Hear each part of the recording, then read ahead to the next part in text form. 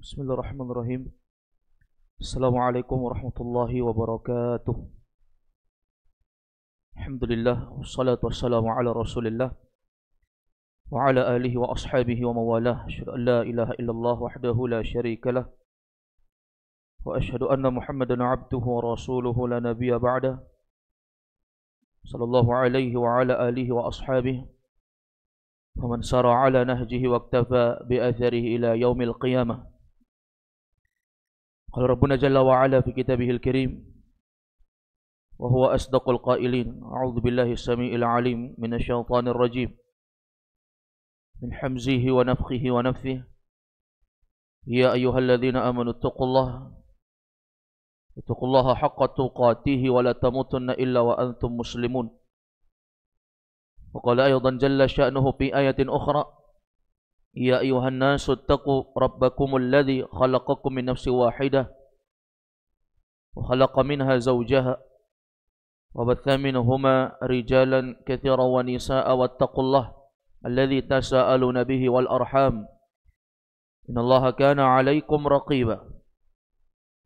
وقال أيضا جل وعلا يا أيها الذين آمنوا اتقوا الله وقولوا قولا سديدا يصلح لكم أعمالكم ويغفر لكم ذنوبكم ومن يطع الله ورسوله فقد فاز فوزا عظيما.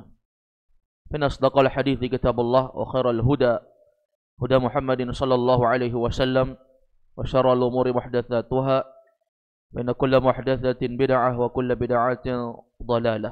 Alhamdulillah, kita kembali melanjutkan pembahasan kita dalam membahas Kitabuz Zakah dari kitab Manhajus Salikin wa Tawdih Al-Fiqhi Fid Din li Fadilati Syekh Abdurrahman ibn Nasir As-Sa'di rahimahullah.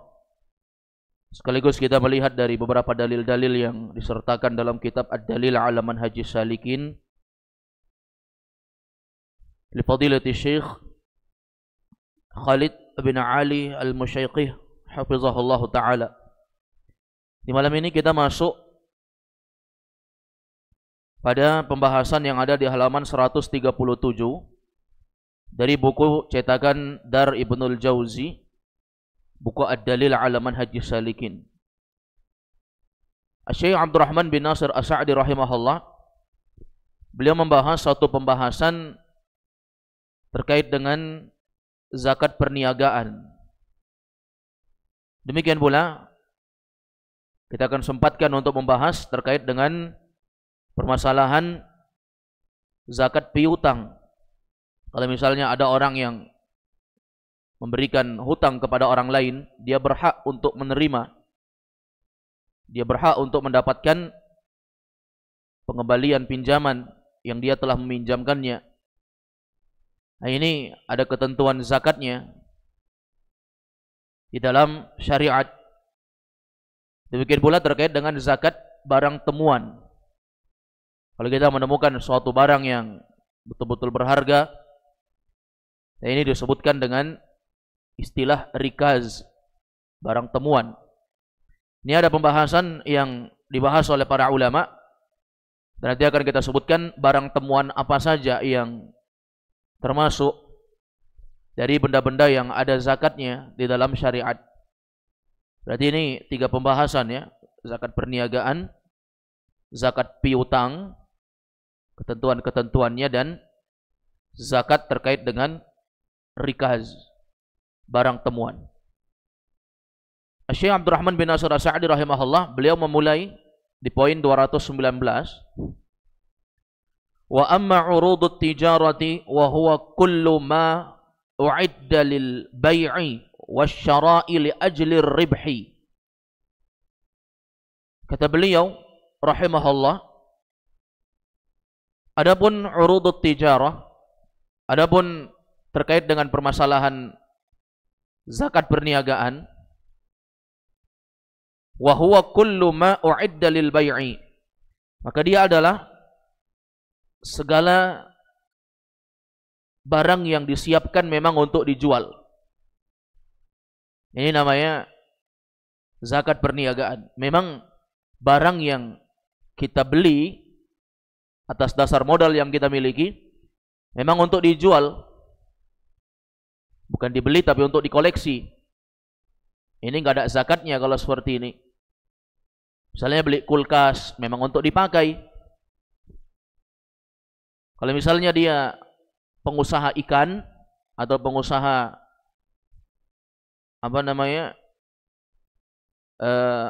seafood misalnya, ada udang, kepiting, dia harus bekukan itu. Akhirnya dia punya kulkas banyak, ya kan? Nah, ini terkait dengan permasalahan yang berbeda. Karena barang yang dia miliki asalnya bukan untuk dia jual. Ini zakat perniagaan ini pada perkara-perkara yang memang disiapkan untuk dijual.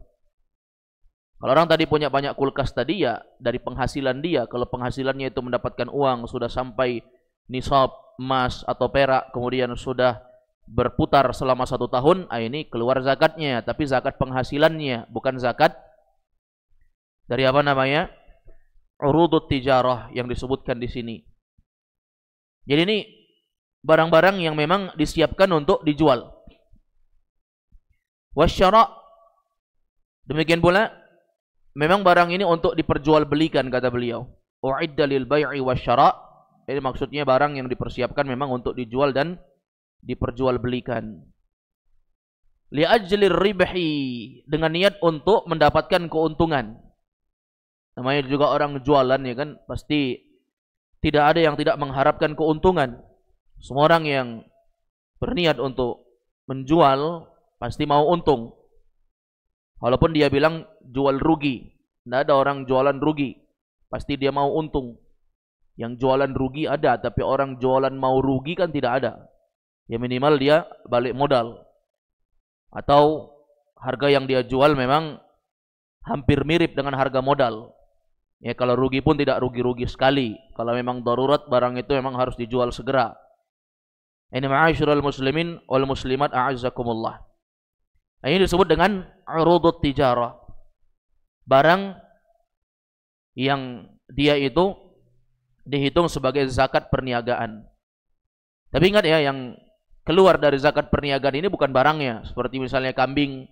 Siapa yang punya kambing sekian, keluar hewan tertentu, kambing berupa ini dan itu misalnya.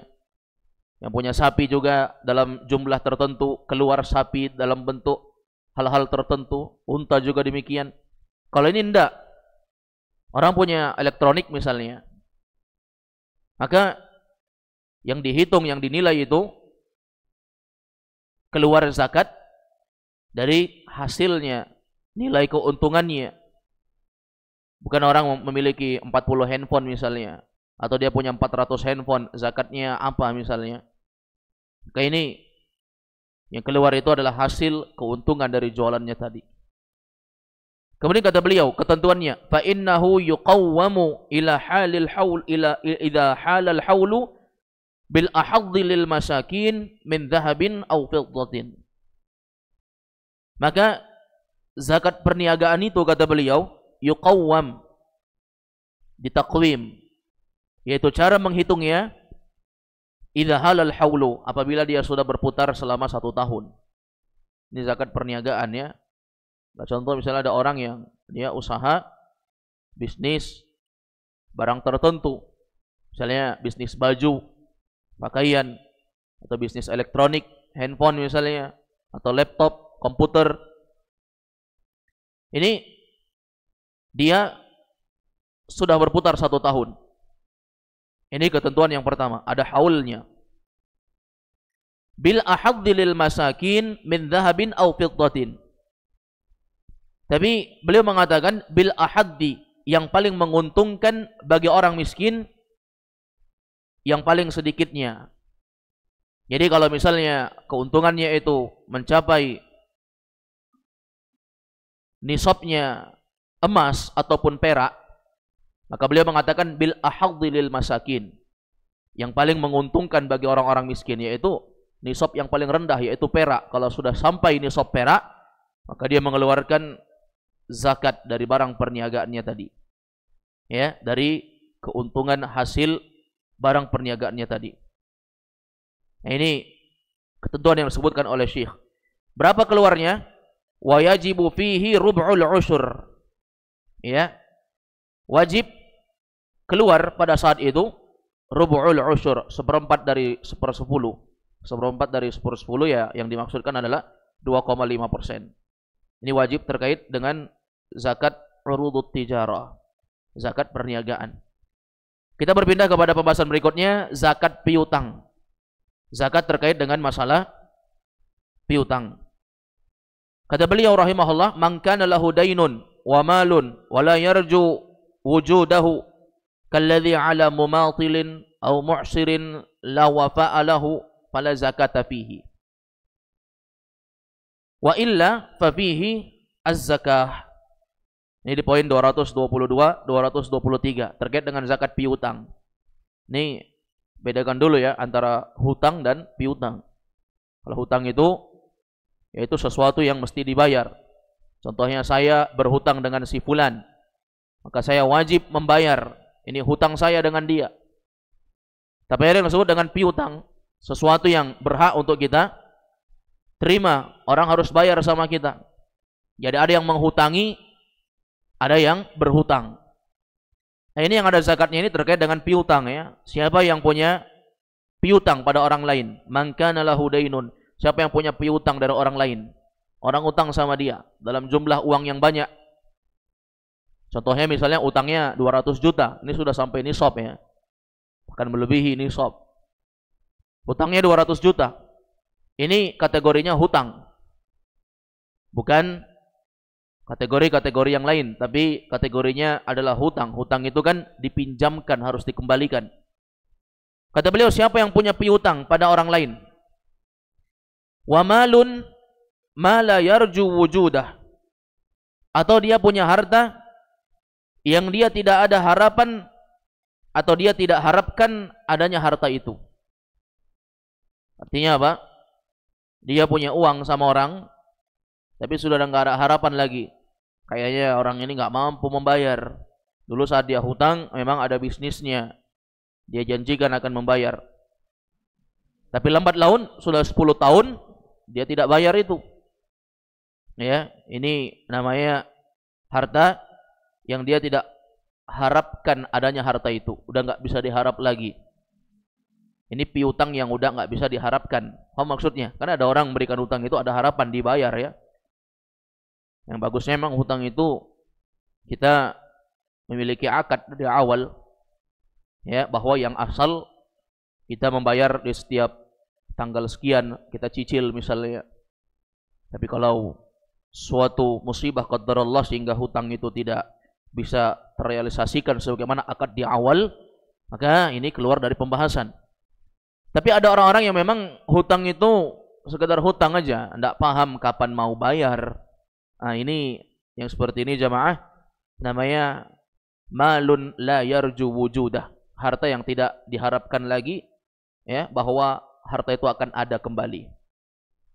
Seperti apa contohnya? Kalladzi ala mumatil, seperti orang yang selalu tidak punya niat untuk membayar. Ala mumatil, mumatil itu orang yang sengaja ngundur-ngundur, nggak ada niat untuk membayar. Banyak orang hutang seperti ini ya. Hutang memang untuk dikejar-kejar, pindah rumah, menghilang. Waktu hutang sangat cepat membalas chattingnya orang. Begitu sudah dihutangi, apa yang disampaikan kepadanya maka dia tidak menghiraukannya. Nah, ini sesuatu yang tentunya tidak baik ya. Orang sudah berniat baik membantu kita, tapi kita mengkhianati apa yang sudah diberikan. Nah, ini ma'asyiral muslimin wal muslimat a'azzakumullah. Ini namanya ala mumatil. Orang yang memberikan hutang kepada orang yang enggak ada niat untuk bayar. Tapi jumlah banyak ya. Kalau utangnya 1.000, 2.000 ya ikhlaskan saja, enggak ada zakatnya kalau seperti ini. Au mu'sir, atau orang yang mu'sir, yang kesulitan, enggak bisa bayar. Tadi waktu hutang kaya, maksudnya bukan kaya, ya kalau kaya sekali ngapain hutang? Maksudnya ada penghasilan dia untuk bayar hutang. Tapi ini betul-betul sulit. Mungkin saja dia dipecat dari pekerjaannya, atau tiba-tiba ada musibah qadarullah, Allah ambil harta yang Allah titipkan kepadanya, sehingga dia terkategorikan sebagai mu'sirun, orang-orang yang mu'sir. Orang-orang yang dalam keadaan sulit. Ini kan kita sudah kasih hutang terlanjur sama dia.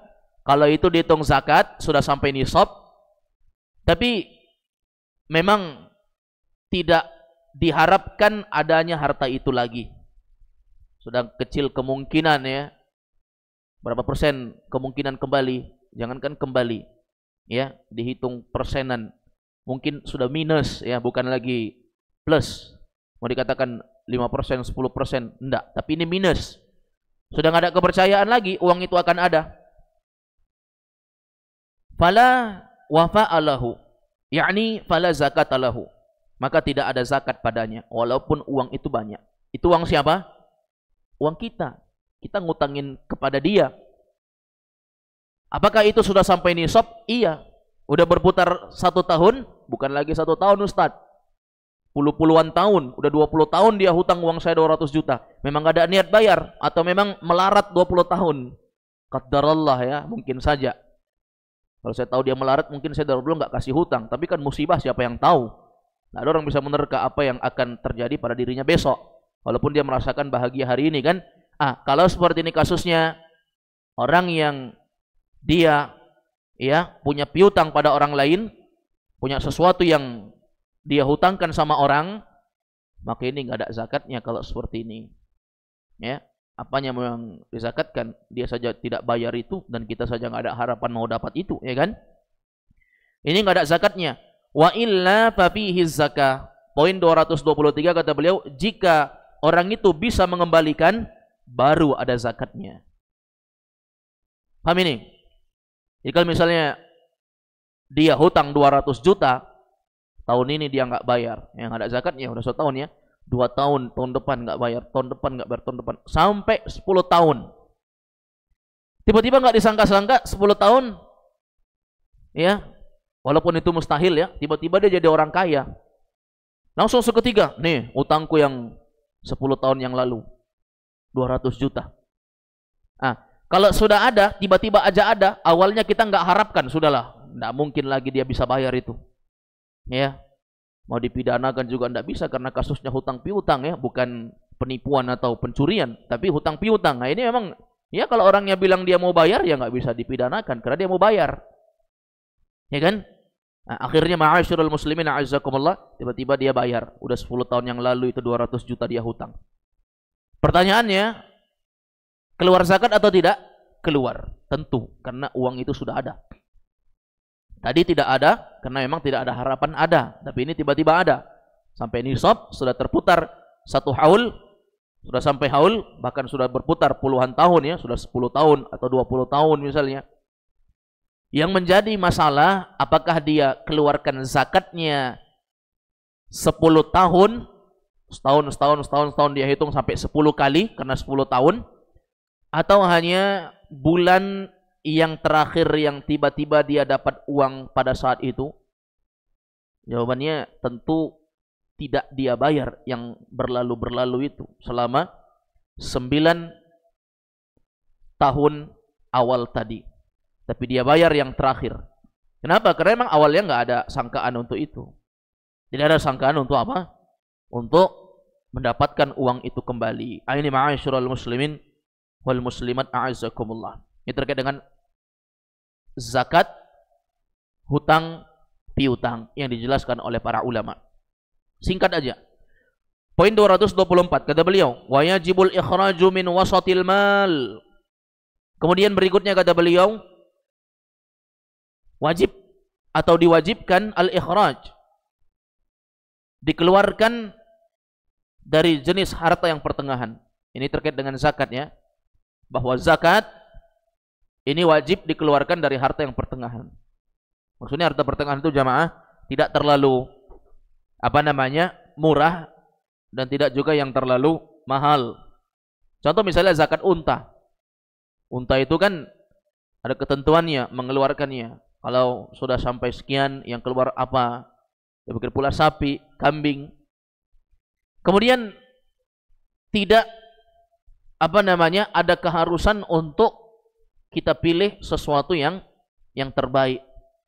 Jadi pilih yang pertengahan di antara sesuatu yang kita keluarkan zakatnya itu pilih yang pertengahan. Jangan yang terlalu murah, jangan yang terlalu mahal, tapi yang pertengahan.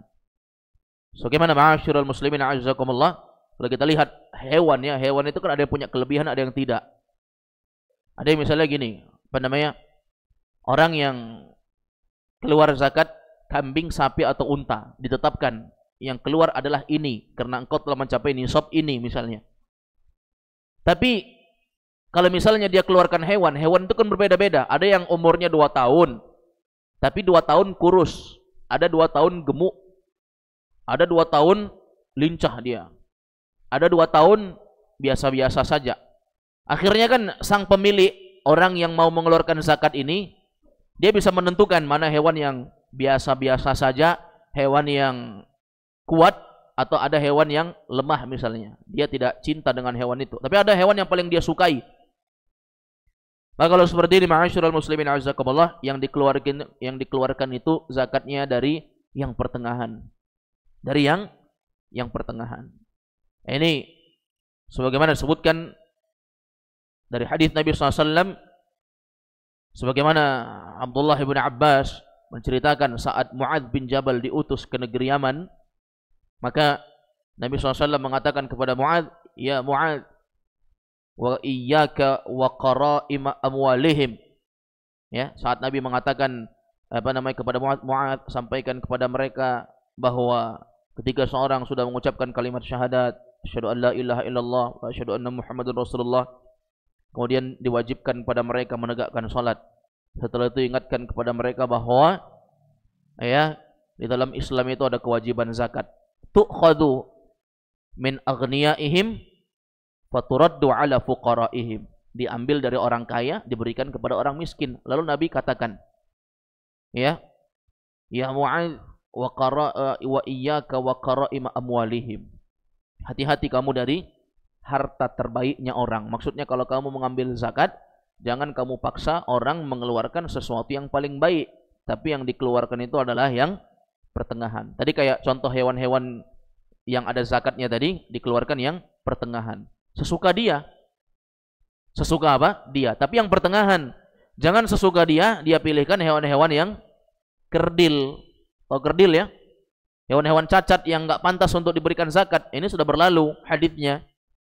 Sebagaimana hadits yang telah kita jelaskan terkait dengan pengeluaran zakat, bahwa zakat itu tidak dikeluarkan kecuali dari sesuatu yang pantas untuk dikeluarkan. Jangan mengeluarkan sesuatu yang tidak pantas untuk dikeluarkan. Hewan cacat misalnya, atau hewan yang kurusnya sangat kurus, ya, sampai tidak memiliki lemak sama sekali, ya, tinggal tulang misalnya. Nah, kayak ini tidak pantas tentunya yang seperti ini. Jadi yang dikeluarkan itu yang pertengahan. Yang dikeluarkan adalah yang pertengahan. Kalau itu adalah zakat berupa uang, ya uang gimana caranya menghitung pertengahan? Ini nggak masuk. Tapi ini terkait dengan sesuatu yang memang bisa dipilih. Apakah dia sesuatu yang rendahan, pertengahan, atau tingkatannya tinggi. Kemudian kata beliau, wala yujzi'u minal adwan. Dan tidak sah zakatnya jika yang dikeluarkan itu adalah sesuatu yang tidak pantas dizakati. Minal adwan. Ya. Sesuatu yang tidak pantas dizakati. Seperti hewan cacat misalnya. Hewan yang cacat. Hewan yang tidak sempurna. Hewan yang memiliki kekurangan. Ini nggak pantas untuk zakati.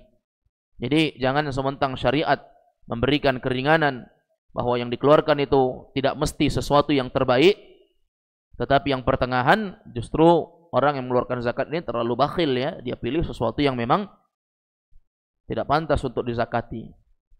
Istilahnya, andai kata pun hewan itu mati, hilang, dia nggak rugi dengan itu. Nah, ini jangan. Kenapa? Karena memang zakat itu untuk membersihkan harta kita, mensucikan apa yang kita miliki. Sebagaimana yang disebutkan bahwa zakat itu secara bahasa adalah at-tathhir, sesuatu yang mensucikan. Baik, ini terkait dengan permasalahan zakat ya yang disebutkan oleh beliau. Kemudian kata beliau di halaman 138 poin 226, wala yalzamul khiyaru illa ayyasha'a rabbuhu, dan tidak harus mengeluarkan harta yang terbaik kecuali memang pemiliknya menghendaki.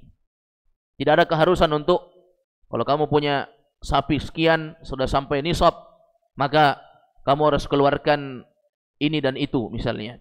Lalu dipaksa kamu keluarkan sapi yang terbaik untuk dizakati dari sapi-sapi yang kau miliki. Ini tidak ada. Tidak ada keharusan. Tapi kalau dia mau, boleh. Dan itulah yang lebih bagus. Kalau kita memberikan sesuatu kepada orang itu, berikanlah sesuatu yang terbaik. Jangan kita memberikan sesuatu yang tidak baik. Ya, sebagaimana Allah berfirman dalam surah Al-Baqarah ayat 267. Allah berfirman, "Wala tayammamul khabitha minhu tunfiqun." Janganlah kalian memilih sesuatu yang buruk untuk kalian infakkan. Jadi zakat itu jamaah, kembali kita ingatkan bahwa itu yang dikeluarkan yang pertengahan. Tidak yang terlalu murah, tidak pula yang terlalu mahal. Yang tengah-tengah saja. Tapi kalau pemiliknya mau memberikan sesuatu yang terbaik, boleh. Kalau pemiliknya mau memberikan sesuatu yang paling buruk, maka tidak sah zakatnya. Ya. Kemudian kata beliau yang terakhir terkait dengan permasalahan zakat rikaz. Rikazun, ar-rikazu. Rikaz itu artinya barang temuan. Tapi ingat, rikaz ini barang temuan yang ditemukan dari barang-barang peninggalan di masa jahiliyah. Seperti gumpalan emas atau perak misalnya. Ini barang-barang temuan yang berharga nilainya. Ya. Ini ada zakatnya. Ingat ya, yang berharga. Bukan barang temuan. Saya ketemu uang 10.000, ada zakatnya atau tidak? Kemudian rikaz itu barang peninggalan yang ditinggalkan oleh orang-orang dari masa jahiliyah. Dia gali-gali tanah, tiba-tiba dapat bongkahan-bongkahan emas. Kayaknya ini ya bukan buatan-buatan pabrik zaman sekarang yang seperti ini. Bisa saja ada orang yang menemukan itu. Tidak di Indonesia, mungkin di tempat lain. Ya. Makanya Nabi SAW membahas terkait dengan masalah itu. Karena memang ada beberapa sahabat yang mendapatkan barang-barang peninggalan di masa jahiliyah itu. Disebut dengan rikaz. Maka ini ada zakatnya. Barang itu boleh langsung dia miliki. Kalau barang temuan itu adalah barang yang betul-betul peninggalan dari masa jahiliyah. Seperti emas dan perak. Ya, yang memang dari zaman dulu itu sudah ada. Maka langsung dia miliki boleh. Tapi kalau dia dapat emas atau perak dalam bentuk kalung cantik misalnya, dapat dia dalam kotak, mungkin dia bajak sawah ya, tiba-tiba dia dapat kotak peti. Waktu dibuka dalamnya apa? Kalung-kalung cantik, berlian, ada emas, ada perak. Itu kan nggak mungkin peninggalan orang zaman dulu. Kalau seperti ini nggak boleh langsung dimiliki. Dia harus mengumumkan kepada orang yang bertanggung jawab di tempat itu, RT-nya, RW-nya, atau pemerintah setempat. Dia hubungi. Kenapa? Karena itu barang yang memang harus dikembalikan kepada pemiliknya. Kecuali memang ketika dicari selama 1 tahun tidak dapat pemiliknya, maka boleh dia untuk memanfaatkannya 1 tahun ya. Tapi kalau itu sudah diumumkan, bukan disembunyikan di rumah. Disembunyikan di rumah 1 tahun, baru dia bilang, oh nggak ada pemiliknya, saya manfaatkan. Enggak ya, ini diumumkan. Mengumumkannya secara mujmal ya, secara global. Jangan secara rinci. Siapa yang kehilangan dalam peti warna ini, isinya ini, ngaku semua orang nanti kalau terlalu rinci menjelaskannya. Tapi kalau memang tidak ada yang mengaku, sudah diumumkan juga, maka itu boleh untuk dimiliki, boleh untuk dimanfaatkan. Kalau itu berharga ya, kalau itu yang berharga. Tapi kalau itu adalah sesuatu yang jenisnya peninggalan zaman dulu dari masa-masa jahiliyah yang disebut dengan rikaz, itu nggak usah langsung, nggak usah diumumkan, itu langsung boleh dimanfaatkan. Boleh langsung dimanfaatkan, tapi ada zakatnya. Ada zakatnya, nanti akan datang hadisnya. Dari hadis yang diriwayatkan oleh Imam Al-Bukhari dan Imam Muslim dari ya sahabat Nabi sallallahu alaihi wasallam. Ma'asyiral muslimin a'azzakumullah. Hadis Abu Hurairah ya terkait dengan rikaz, hadis Abu Hurairah riwayat Bukhari Muslim. Kalau misalnya ada orang yang menemukan uang 100 juta misalnya, itu uang berharga ya, ditemukan di dalam plastik misalnya, atau dia temukan di dalam kotak, ya, tatkala dia sedang melewati suatu tempat. Apakah ini boleh dia manfaatkan secara langsung? Jawabannya tidak. Kenapa? Karena ini bukan rikaz namanya. Ini bukan barang, memang barang temuan, tapi bukan barang temuan yang ditemukan dari masa jahiliyah. Nggak boleh langsung dimanfaatkan. Dia umumkan dulu, ya, atau dia serahkan kepada yang berwajib, ya, yang berhak untuk mengumumkan hal tersebut. Kemudian ketika setelah 1 tahun tidak ada yang mengaku, maka itu boleh dimanfaatkan. Baik, kata Nabi SAW fi hadithi Abu Hurairah radhiyallahu anhu marfu'an, firrikazi al-khumus, muttafaqun alaih. Terkait dengan barang rikaz, ini diriwayatkan oleh Abu Hurairah secara marfu', langsung disandarkan kepada Nabi SAW. Nabi bersabda, firrikazil khumus, terkait dengan barang temuan rikaz, barang temuan yang ditemukan pada masa jahiliyah seperti emas dan perak dalam bentuk bongkahan zaman dahulu, maka ini zakat yang keluar adalah al-khumus, yaitu 1/5 atau 20% dari barang yang dimiliki. Dan ini tidak ada haulnya, ya.